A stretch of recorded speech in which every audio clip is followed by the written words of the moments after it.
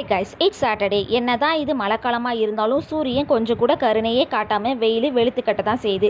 இந்த டைமில் பழைய கஞ்சி கூட தயிர் ஊற்றி சாப்பிட்டா சொர்க்க மாதிரி இருக்கும். அதனால தான் நைட்டே ரைஸில் தண்ணி ஊற்றி சின்ன வெங்காயமும் போட்டு வச்சுட்டேன். மார்னிங் எழுந்திரிச்சதும் பிரேக்ஃபாஸ்ட்டாக கஞ்சி குடிக்கலான்னு சொல்லிட்டு கஞ்சியில் கொஞ்சோண்டு தயிர் ஊற்றி மோர் மிளகாவும் பொரிச்சு ஜம்முன்னு இன்றைக்கி சாப்பிட்டாச்சு. மார்னிங் பிரேக்ஃபாஸ்ட் எதுவும் பண்ணாதனால சரி லஞ்ச் வேலையை ஸ்டார்ட் பண்ணிடலான்னு சொல்லிட்டு மார்னிங்கே லஞ்ச் வேலையை ஸ்டார்ட் பண்ணிட்டேன். இன்றைக்கி கேரளா ஸ்டைலில் உள்ளி தீயல் தான் வைக்க போகிறேன்.